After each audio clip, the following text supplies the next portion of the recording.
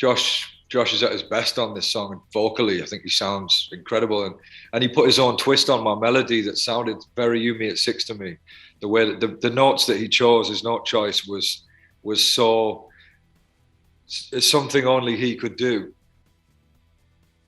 Hi guys, James Wilson Taylor here for Rock Sound. Now, James Arthur has just released a new track called Lose My Mind, featuring You Me at Six frontman Josh Franceschi. So we caught up with both James and Josh to find out a little bit more about how this collaboration came together. Take a look. Let me ask you this first off then, man. Like, how did you and Josh end up meeting back in the day? Have you guys known each other for a long time? Yeah, I've known him since 2012. We shared the same security guard, Phil, or Philly Smalls, as he's known fondly. But yeah, I expressed to Phil that I was a huge fan of You Me at Six, and a lot of bands he was looking after. Actually, he also worked with Bring Me and other sort of a few other rock bands at the time. I think we worked with Funeral for a Friend as well. He's a Welsh guy. But anyway, yeah, he introduced me to Josh. I think Josh came to see me on the X Factor tour randomly with Phil. And we hit it off. We ended up playing FIFA all night, had a few drinks. And then him and the other You Me at Six boys came round to my house, and we hung out a few times after that, played some football together. So I've known Josh sort of for the best part of 10 years, really. Yeah, I went down, saw him play a show. And I guess, I mean, from the jump, as soon as I started talking to him, I knew he was a rock kid. Like, in terms of, like, his favourite band was Fightstar. Do you know what I mean? Like, it's one of those where actually, I don't know whether I'm allowed to say this or not, but he wanted to cover You Me at Six on the show, and he was basically blocked from doing so by Mr. Cow, which is then what really, like, inspired us to make sure that we got Wembley Arena booked from when they were trying to do the X Factor final. So the only year they've ever moved it outside London is the year that we headlined Wembley Arena. So there you go. That's a nice bit of trivia for me. Absolutely love that. Yeah. That's excellent. That's it. But no, he's a good lad. And I think, like, when the conversation of featuring on one of his tracks came around, again, we have a lot of mutuals. So there's a guy called Tom Overbury who works on his team, who signed us back in the day to BMG. And I've been friends with Tom for ever since, really. And yeah, he just mentioned that James was wondering if I wanted to jump on a track, and I suppose James for a little bit on the phone heard the song, and I thought, yeah, I think I can contribute something to this. And so yeah, that's how it kind of manifested, if you like, and came together. When I wrote the song, it screamed like sort of one of those kind of, you know, the sort of typical emo rock double vocal, like Fightstar or like Mayday Parade or something like that. It just felt like it needed a vocal that was authentic in that world. You know, I love that style of music, and I wrote this sort of counter melody, and I immediately thought of Josh when I did it. And so thankfully, when I played the song to him, he was into it and was up for singing that part of the song. Yeah, I'm glad you mentioned Mayday as well, because you supported them back in the day, right? I mean, I think people might not be aware of your kind of past in Save Arcade and all that stuff. You really are embedded in this type of music, right? Yeah, I love that culture. Yeah, it's kind of what I grew up doing from the sort of the age of 15 to 20, when I sort of moved into a bit more kind of down the middle blues, rock and pop and things that was, you know, I was trying to sort of carve out a career for myself, because any band that I was in, you know, like they all went off to uni and stuff. So I ended up being left as the solo artist that just kind of tried a few different genres. But my heart lies with rock music, yeah, because I was brought up, my dad brought me up listening to rock music. And yeah, so I played with Mayday Parade and We Are the Ocean, and I've been on loads of bills in the Northeast Music Live and things like that as part of kind of alternative or pop punk or indie rock things. So yeah, I was kind of, the bands, the Save Arcade was sort of the biggest thing in that area, in that genre, I guess, for a few years there. Yeah, it's cool. It's definitely one of those tracks where, like, for me, it's kind of interesting because I've done a lot of features on stuff which is very much like just rock. You know, it's just in the lane of rock or pop punk, or I guess when I've done stuff like Your Demise Lads and stuff like that, you know, we've gone down to the hardcore route here and there. But not so much what I did on that You're My Song, but you know what I mean. You get the point I'm making. And with James, it was obviously like, yeah, you know, like I'd be jumping on essentially a pop artist, but his last record, you know, when I lived inside that record for a bit, I was like, it was a lot of the crossover stuff that I really liked between like, you know, that sort of contemporary pop music, but with rock roots. And yeah, that was literally how he kind of sold it into me, was like, you know, I want to do like a dual vocal part, which is kind of reminiscent of like, you know, bands like Taking Back Sunday and stuff like that. And I'm not saying that we went into it being like, let's do a TBS counter melody, counter vocal thing, but it was like, you know, that was what he wanted for his song, that sort of energy.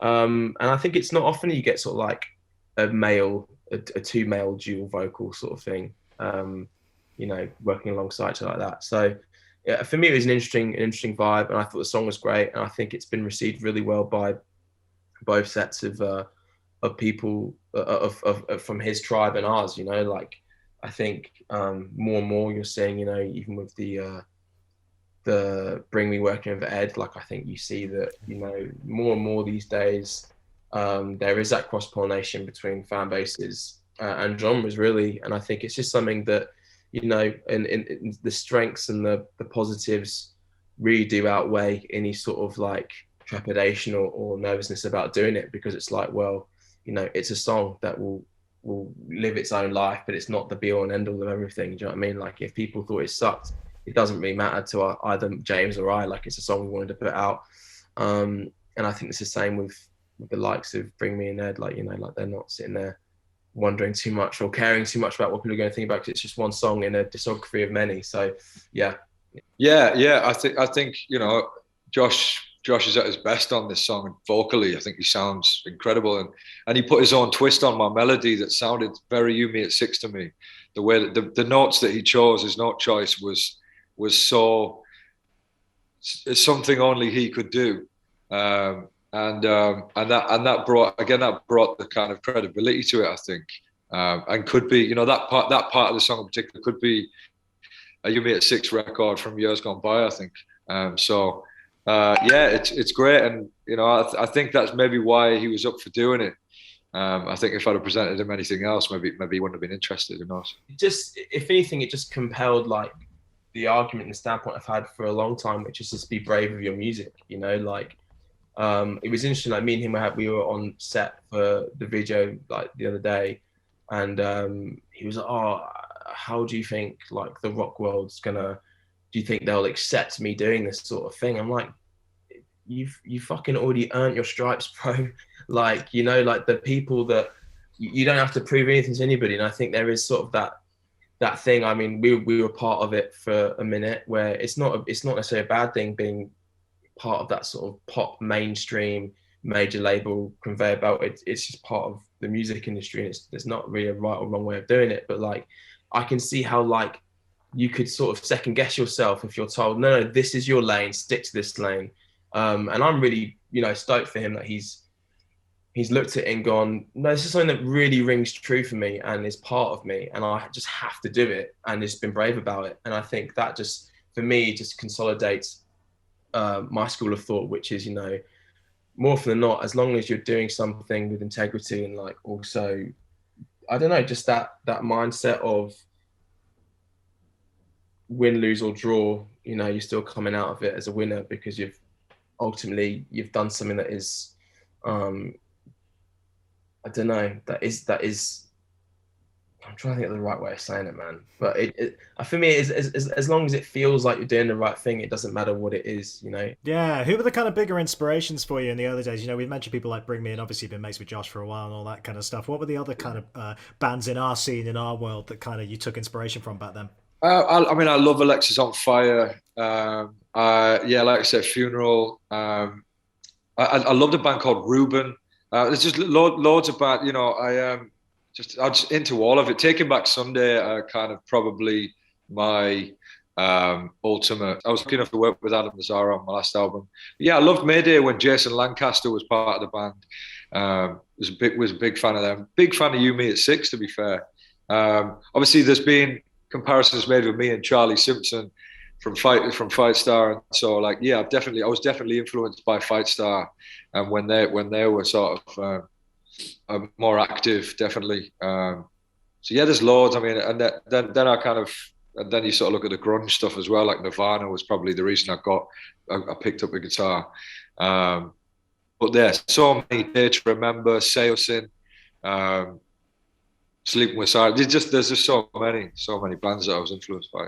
Tell me a little bit about working with Adam, because I hadn't realised you'd actually done that. Was that a co-write on the last record? Was it? Yeah, well, no, it was a similar sort of thing to this thing with Josh. It was that I wrote a song called Unconditionally, and I kept coming back to Cute Without the E as like a bit of as part of the hook. Like it was a bit of, and it kept working because the song was sort of talking about how the love interest in the song, her favorite song was Cute Without the E, and I kept singing that part. And I just reached out to him and I said, "Will you sing that part of Cute Without the E on my record?" And thankfully he said yeah, and he just came down one afternoon and bashed out that vocal, which was like a dream for me. So yeah.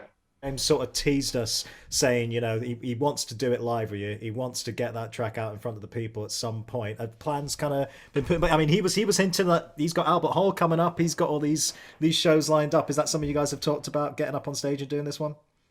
Yeah, I'm pretty sure that we're doing it at the Royal Albert Hall. Awesome. Great. From what my diary says.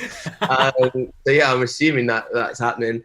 But yeah, again, that was another thing that from the jump they were like, "Is this the kind of thing you want to do?" And like, you know, I've never played the Albert Hall, so that on the schedule jumped at me. And actually, truthfully, it's the only day that I can actually do all the uni commitments I've got coming up. But yeah, I'm pretty sure we'll be doing the Albert Hall together. And again, like I'm really excited for him, man. Like to go and do a venue like that. I know what a lot of people don't seem to recognize or appreciate that he's like a global artist. Like he does well all over the world.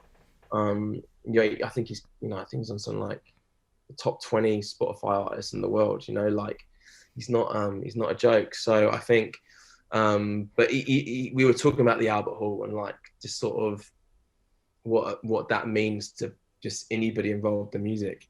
And that will be my first time being there. I think he might have been there once or twice, he said, but yeah, it should be a special night doing that song together. And yeah, I'm glad that we, not more often than not, like people have to wait a while to see if people can figure out doing that sort of stuff live. So I'm kind of stoked that we like put the track together and then a few months later we're gonna do it live together. Will be cool. So yeah, should be good.